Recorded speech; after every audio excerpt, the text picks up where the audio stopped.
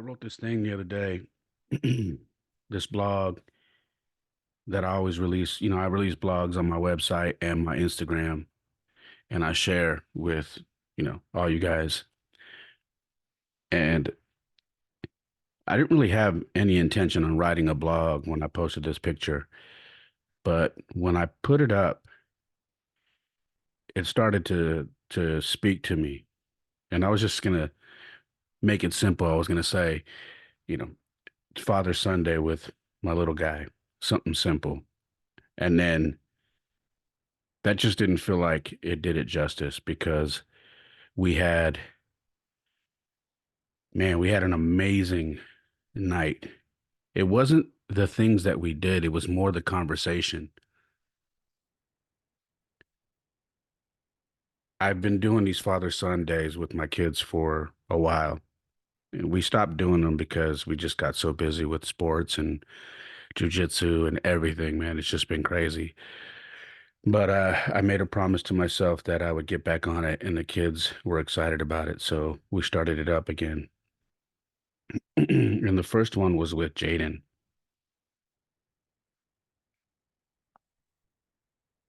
I'm back on my tea, guys, in case you're wondering.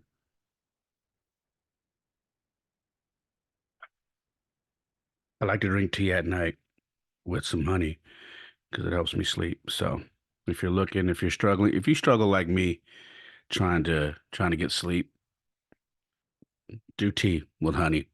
I promise you it'll help you get some rest. Anyways, I put this photo up, right? And I just started typing. Wasn't sure what I was going to type, but it was a photo of me looking at my son across the table. And it was just him smiling and the food was in front of him. And I took the picture from my point of view. And then when I started writing, it just kind of took a life of its own. So I'll read you that blog. And if you like the blog, if you like what I wrote, it's available on my website, raymolina.com. You can actually share it there. You can share it on Facebook, Twitter, or X as it's called now. Um, I sent it out on an email as well. Got some really good feedback. But yeah, raymolina.com. Go there and you'll see it under my blogs. It's called Across This Table. Across this table, I used to see my baby boy across this table. Someone I had to tuck under my wing to protect from this crazy world. One who I would hold up in the shower to sing to, and one who would end my night falling asleep on my chest with little baby snores. Now, when I look across this table, I see a beautiful, strong young boy, one who has personality, opinions, confidence, and tough questions for me. Our conversations are deep now and no longer as sheltered as they once were. Now you ask me directly, Dad, why this? Or how come that? And you remind me that I always say you can ask me anything. I just didn't think it would come this fast, son. You share things with me about school and the things that you think about, things that bother you, and things that you want to do in life. And then you ask me about my childhood and what that was like. We talk about love and heartbreak, success and failure. And somehow it leads me to ask you, after hearing my stuff, do you think I'm doing all right? And you touch my hand and you say, Dad, you're doing great. I'm proud of you. Across this table, I see wisdom, strength, and power. Probably something you don't even realize yet. And I thank God for you and your brother every day. I hope you see the same when you look across this table. I love you, son. I wrote that on my post and then I shared it as a blog entry on my website. You know,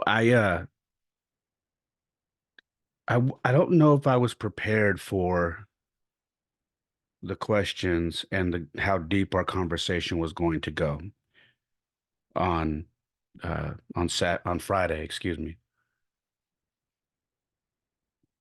I know this. My son was excited about our our Father Sunday. I know because his mom was telling me Jayden is so excited, like he's hyped. So I know he was looking forward to it, and I am too. Or I was too. We had plans to go eat at a chicken place that he loves chicken. So he wanted to try a chicken place that he heard about on TikTok, and he found out that we had one locally. So I believe it was called Dave's Hot Chicken. I think that's what it's called.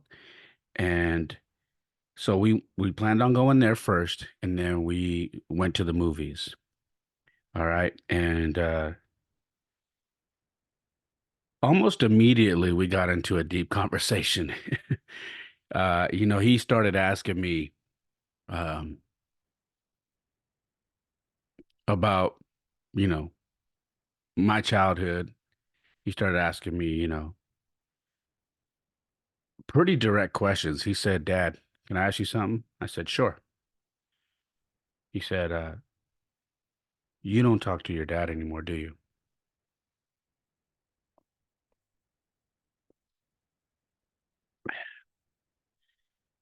And I was taken back. I said, "You're correct. I It's not that I don't talk to him. I I keep a healthy distance for reasons of keeping the peace in my life and my family's life because there are a lot of unresolved issues with him." I said they have been trying to get resolved for years, but he just makes that very difficult. And he asked me what my relationship was like with him, and I was honest. My kids are at a point now where you can't fluff anything with them. You know, Soon to be 13 and 15. They get it now, and they know when something's not right.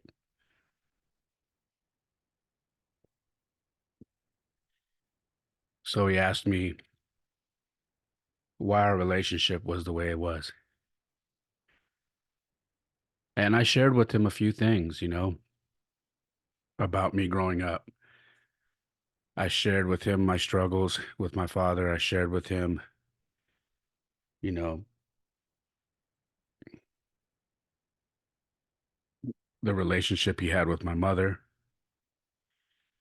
you know, not in full detail, but just enough to kind of let him know why things are the way they are. I shared with him that there was a time that I spent, you know, some time in a shelter to be protected for my own good until my mom found a place to live. I shared with him that my parents had remarried twice and that the second time was probably worse than the first time.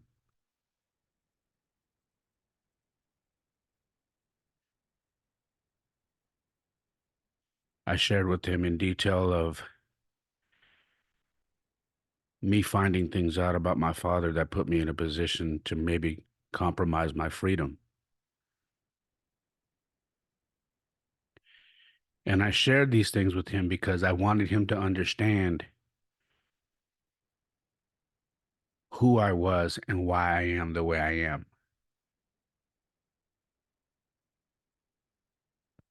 Because I think it's important that he understands that his father is a certain way for good reason.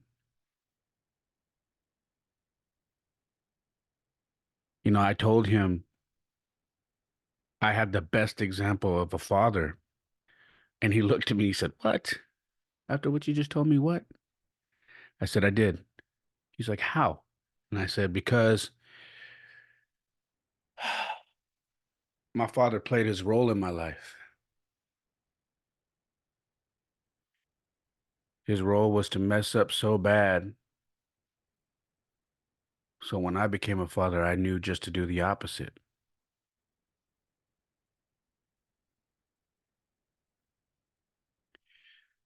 You know, he says, Dad, how did I don't understand, like, you said you still love him. I said, I do. He said, how? I said, because I forgave him a long time ago. He hasn't forgiven himself. And there's nothing that you can do about that. There's nothing I can do about that. I forgave him for everything that went on in my childhood years ago. And I do still love him. I said, son, when we pray every night, is he in our prayers? And he says, yeah. I said, why do you think that is? She said, because you love him and you hope that he finds Jesus. And I said, yeah. I said, he knows Jesus. He used to follow Christ. He used to have a relationship with Christ, but he lost his way. But I love him. I pray for him. And I hope that he eventually finds his way. But I also told my son, I said, I will not allow somebody who hasn't resolved their past demons to come around me or my children because I will not allow them to hitch their trailer on your guys' vehicle or mine. It won't happen. And that is part of my job as your father. I won't allow it.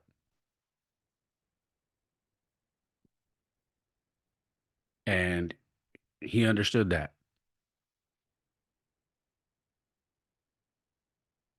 He said, is this part of what you talked to Jordan about when you went to Las Vegas? I said, yeah. You know, we were watching a documentary on my phone as I was driving. I had Netflix going, and there was a documentary, a Sylvester Stallone documentary, and he talked about having issues with his father and an episode he had with regards to abuse that was very similar to mine. And I said, and I shared that with your brother on this ride. And I said, I know you guys have questions. I know you wonder what is going on. How come, he was around when you guys were really young and now he's gone? I said, it's it's complicated, but you guys are old enough to know now a little bit of it. So you understand that I'm not just being some jerk, that I have good reason to protect you guys from any drama.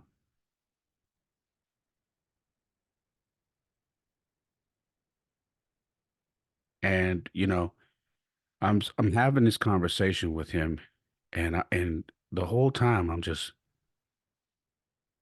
kind of blown away. He asks me,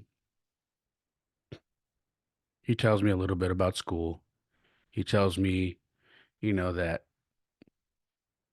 he kind of misses his little girlfriend he had. He's like, not bad, like not a lot, but sometimes I think about her. I kind of miss her. And I said, hey, man, I said, that's natural. That's a natural thing to go through. I said, we all go through that, all of us.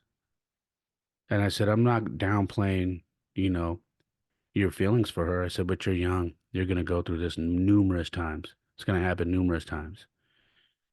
And I said, and then there's going to be a time when you really get your heart broken and it's going to feel like someone just reached into your chest and pulled your heart out while it was still beating. And it's going to hurt really bad. I don't look forward to that day, but we all go through it. And I just hope that when it happens, I'm here to be able to have that conversation with you. I said, but what you're feeling is natural, buddy. It's it's okay. I went through that. And then he brings up his mom. He says, "Did you go through that with mom?" Because like I shared with you guys, I met his mom when we were his age. He's 12 going on 13, and that's the exact time that I met his mom. And we went to the exact same school. So wild. Life is crazy, man. Just saying that it's crazy that life just comes right back around.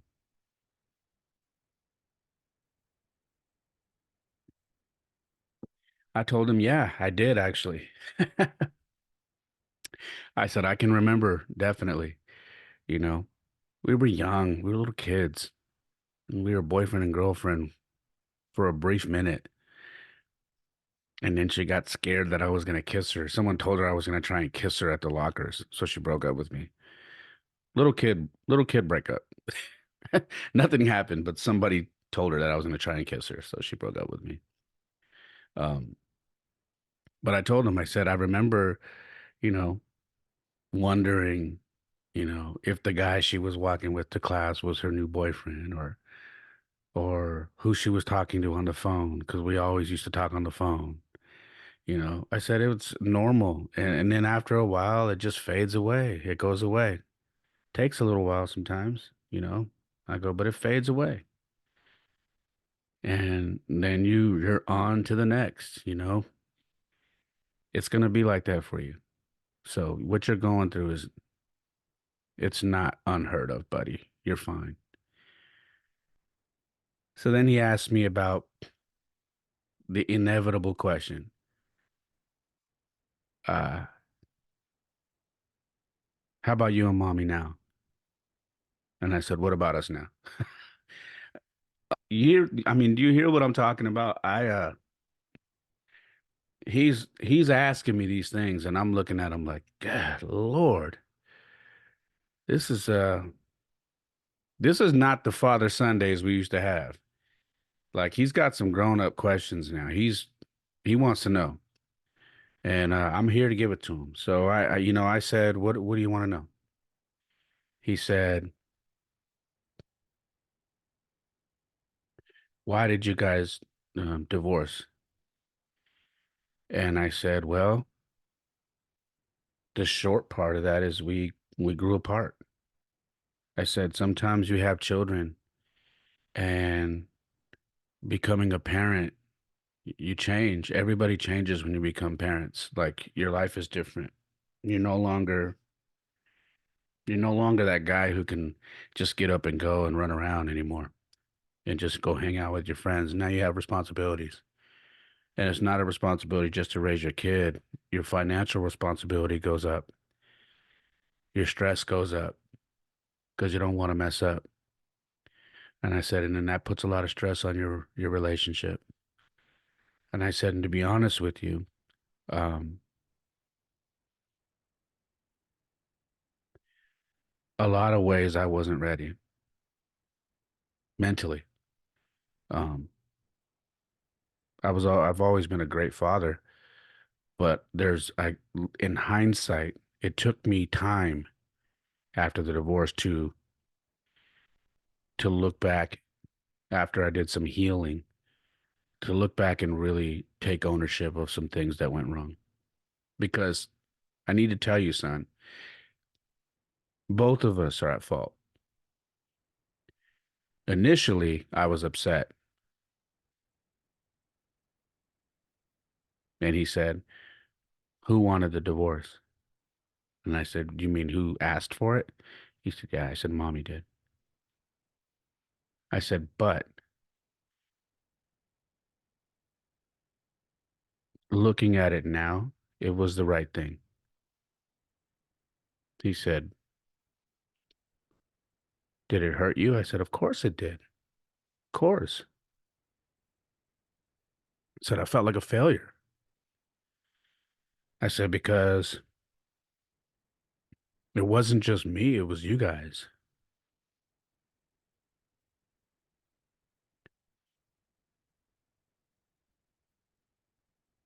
you know.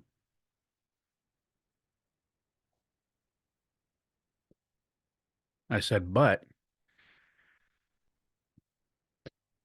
if you notice, do you remember the time that I was basically living in the garage for about 6 months?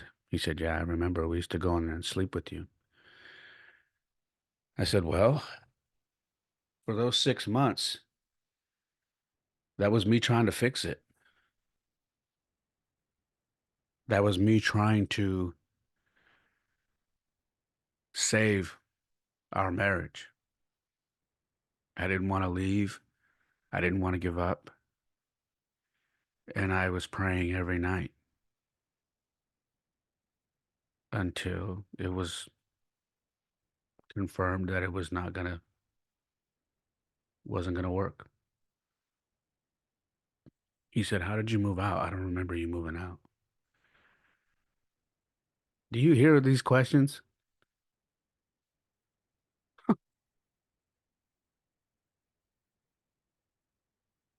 I said, I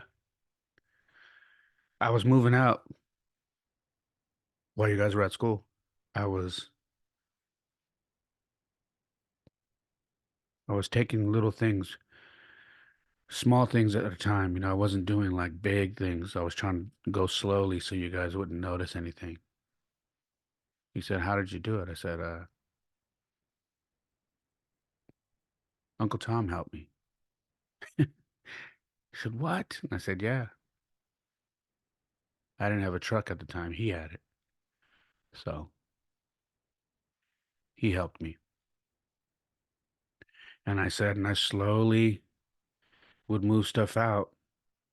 Um, and the couch was the last thing that I moved because I was still sleeping in there. Remember, you guys would come in there and sleep with me? He said, yeah. I said, and then when I was completely out, you guys still didn't kind of know because I was showing up early in the morning before you guys woke up so I could help you get ready and take you to school. He looks at me, he goes, dang, Dad. He goes, that was smart. That was smart. I said, I don't know if it was smart. It was, I was trying to ease the blow. I didn't want you guys to be affected by this. So I was just trying to ease the blow. I didn't want you guys to have a bunch of questions early on. So I tried to make sure that I was there every morning before you guys woke up because you were still young enough to where you weren't going to have all those questions. And as I say that to you guys right now, he drops this on me. Listen to this. He says, Dad, I remember the night that you told us you were going to move. I go, you remember that? He says, I remember you coming into the room and I remember you telling us that you were gonna be living somewhere else. And I remember what time it was. It was 6:18 p.m.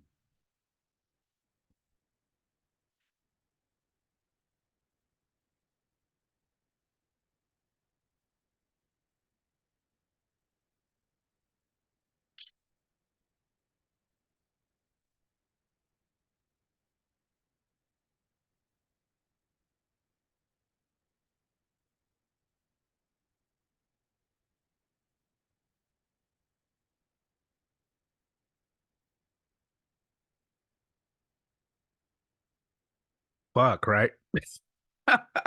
Wow. Oh man. Kids are something else. Sorry that I cussed, but that's all I could say in my head was fuck. I didn't think he remembered that.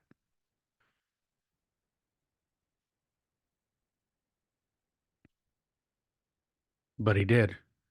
He even remembered the time, which is wild. But I'll tell you what, that made me be thankful that we handled everything the way we did, and that we were, for the most part, cordial, respectful to each other. And if we had differences, we kept it to email and text. Because if he remembered that, he would have remembered everything else for sure. And I'm so thankful for that.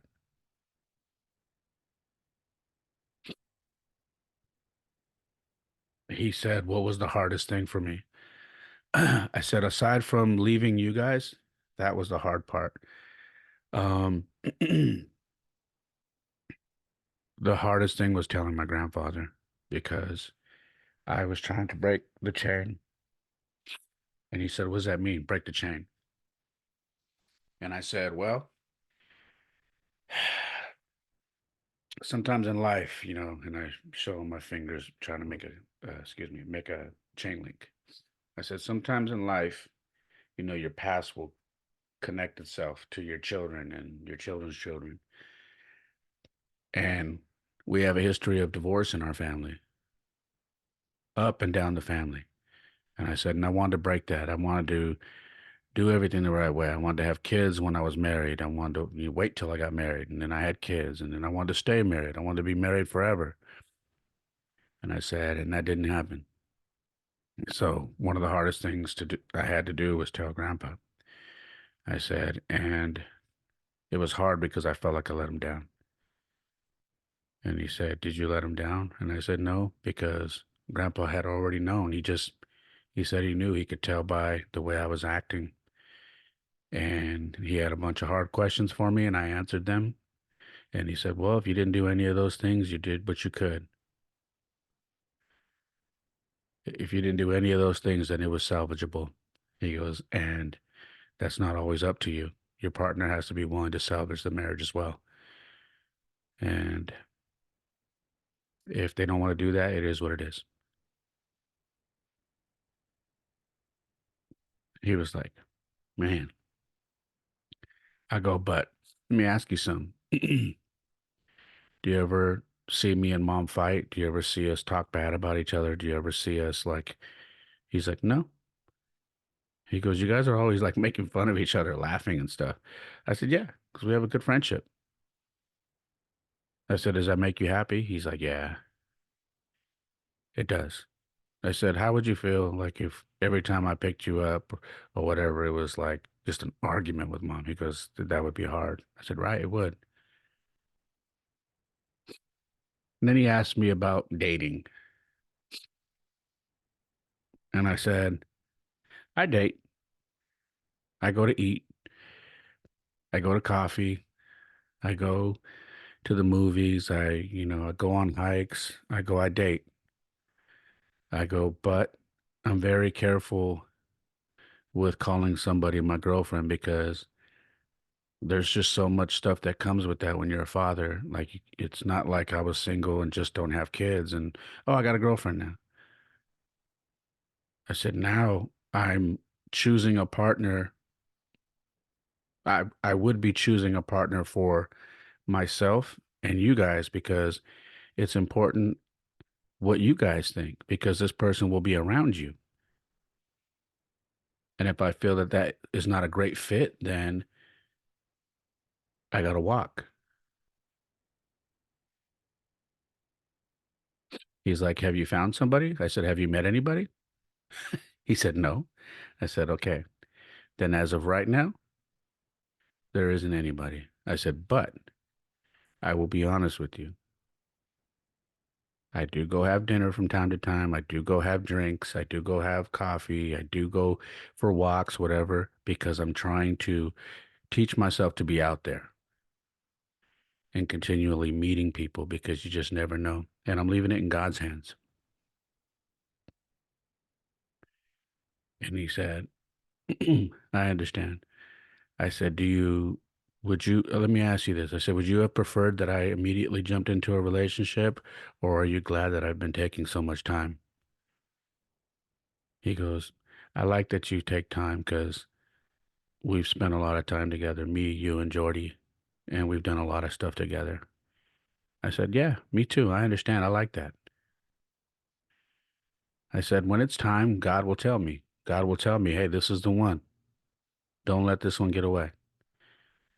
And I'll go from there. Man, this Father Sunday, man, was was one for the record book. I I am so impressed with the level of conversation that we had that it says a lot for how me and their mom is raising them. It just does. It says a lot. And it says a lot about how we handled our divorce because they're fine. My boys are good. And I'm happy about that. And I'm very, very thankful that God has played a big role in that.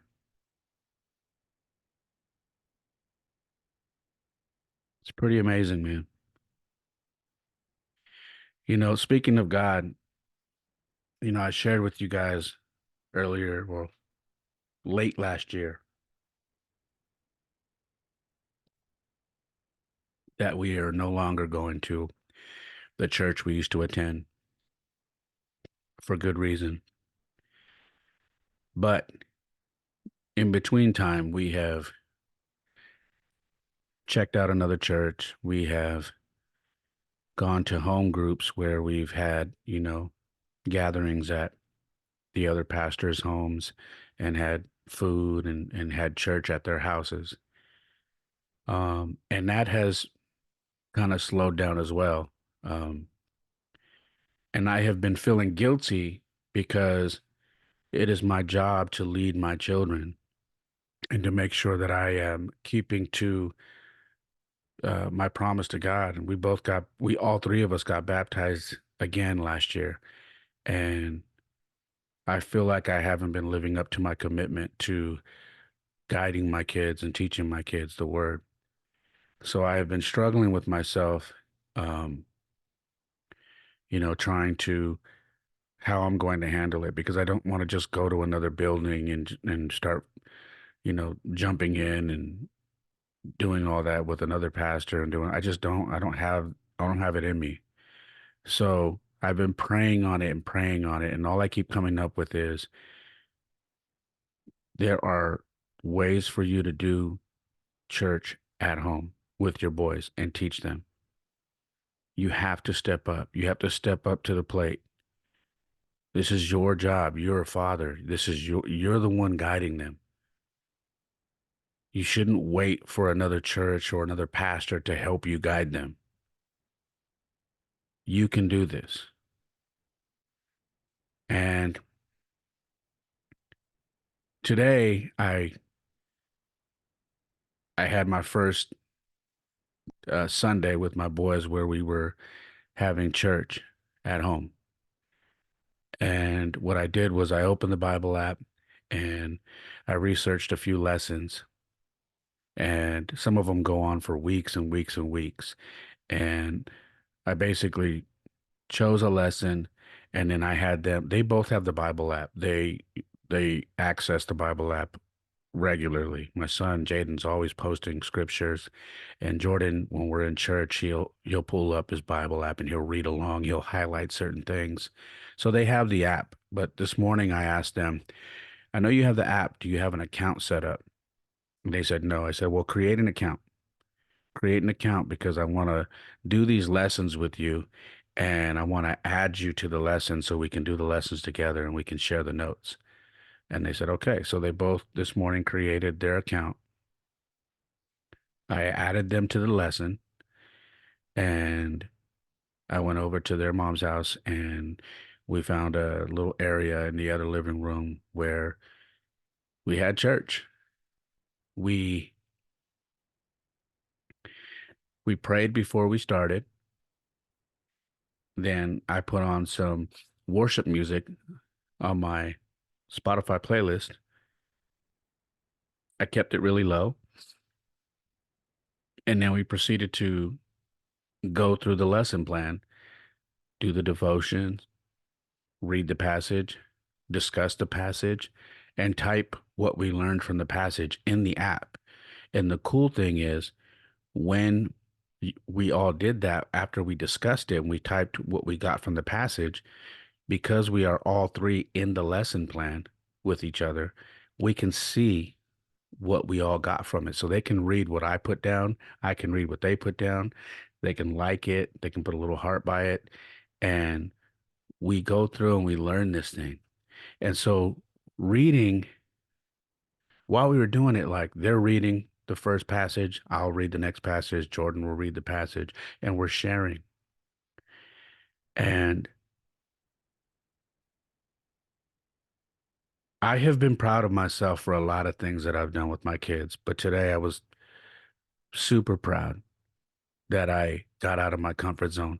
I always talk to you guys about getting out of your comfort zone, and I still have things where I struggle, where I'm like, man, I'm not used to this. I'm not comfortable doing this. This was one of them. And I'm so glad that I broke out of my comfort zone and just jumped right in and said, "You can do this." Because not only did I do that, but my kids were very receptive over it. Like they weren't sitting next to me going, "Oh, this is gonna suck," and do we have to? It was none of that. Like they enjoyed reading, they enjoyed talking and discussing the passages, and they said, "Dad, so how long does the lesson plan last?" I said, "Well, this is a 12 a 12-week lesson plan." I said, "But we're going to do three three lessons because they're small lessons. We're going to do three lessons for the next 4 weeks for a month. So when we're done, we will have all 12 lessons done in 4 weeks." And they said, "All right, cool." So we did that today, and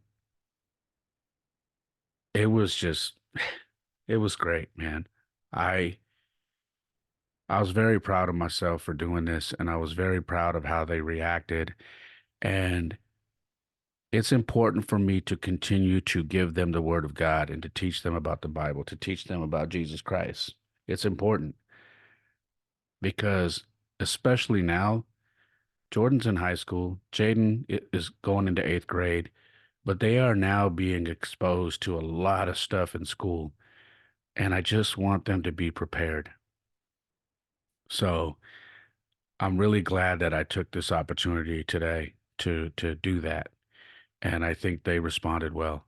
I want to show you guys. Um, I want to show you guys this, and my screen is completely jacked up. Actually, this is just not going to work. Anyways, if you open up your Bible app, this is the Bible app. You can see my phone is jacked up. If you open up your Bible app, you can pull up lessons. This lesson right here is called Teens Frequently Asked Questions About the Bible, and that was the first lesson that we did. And what you'll notice is like the Bible app, you can create your own account. Boom. If you can zoom in on that. Um, you can create your own account and then you can add your friends. So there are a lot of people that I have in my contacts that have the Bible app. Some of them I connect with and whatnot. And you can actually do studies and plans together with friends, family, whatever. Um, and this is the first time I'm actually doing one with my kids, and it's amazing. This app is absolutely amazing because you can share passages on your social media. You can put a graphic behind the wording. You can do all of that. And you can share things with your friends on here. It's like this Bible app is literally like a little social media app to where you're just sharing the word. So if you're looking for ways to bring church into your home and you want to do this, maybe you're struggling to find a church and you've went to a few churches and you're just like none of these feel like home. I highly suggest you download the Bible app in the App Store. It's just the Holy Bible. That's all it is.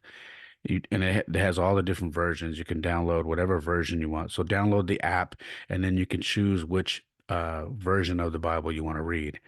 And we usually use the ESV version, but you can download it, create an account, and if your children are old enough, they can download it as well.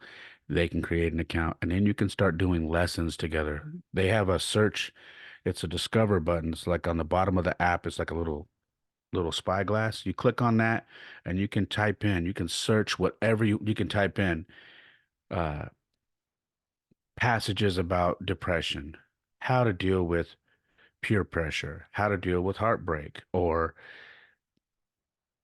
in between churches, what to do. And there is lesson plans for everything. And it gives you all kinds of options and you can find them. So again, this is the Holy Bible app. And if you're looking for some way to bring church to home, and maybe if you don't have kids, maybe just your spouse, this is a great way for you guys to share the word and to do lesson plans together and to jot down notes and for your partner to see or for your kids to see and then your kids to read as well. And it's kind of cool, man. Your kids have a Bible in their back pocket at all times through their little phone. You know what I mean? So I don't know. I'm encouraging you guys to do that because uh, this is one of the moments that I love technology, and having this application has made it easier for me to transition into what we're doing now. And I don't know, maybe one day we will find another church, but for right now, I think God is smiling down on us for taking this and being proactive and saying, look, we are going to continue to learn and continue to give it to God every Sunday because it's important. And uh, I'm just thankful that I was given the confidence enough to do this. So I shared a photo on my Instagram of us having our Bible study in the living room. It's on my Instagram. Feel free to check it out. That's pretty much all I have, guys. This is just a episode about my boys and their growth and the father son date and bringing church home and bringing church to my boys and learning to get my pastor on. I hope you enjoyed this episode. This is episode 134 of the Perfect Mess podcast. And, you know, I just appreciate you guys listening. And if my life somehow is helping you deal with things that you are going through in your life, and we have some similar things going on, um, I'm thankful for that because part of the reason why I share my life is because I know there's someone out there that's going through something similar and is just looking for someone who is open about it that could help them deal with it as well.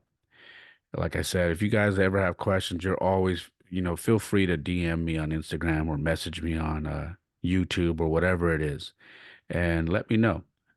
I love to talk, obviously. So if you have questions or you're going through something and maybe you need someone to talk to or you need advice or you need just a kick in the ass to get you in gear, I'm here, man. This is what I do it for. So again, like I always let you guys know, my website is raymolina.com. You can check it out. Please bookmark it. I have all the blogs. My writings are on there. The podcast is on there you can listen to. My book reviews are on there. You name it, everything is up there. I have a store, an online shop where you can uh, purchase all kinds of stuff. And shout out to the person out in Florida that just bought. Uh, I have my store linked to eBay, and I just sold a "Put God First" hat that I designed on eBay for the first time. So shout out to you if you're a listener. I really appreciate you. That was a really cool surprise. I didn't realize how fast it would happen, but I got a notification that I sold something through eBay. So my online store it gets triggered by eBay. And Amazon and uh, Etsy, and I think, and then my website. So I sell in a lot of different areas, but that was really cool. So shout out to you if you're a listener. I appreciate you so much. So my website, raymolina.com. If you want to follow the podcast on Instagram, and TikTok, it is at the Perfect Mess Pod. And if you would like to follow my personal page on Instagram and TikTok, it is at It's Ray Molina. And the YouTube is youtube.com/, the Perfect Mess Pod.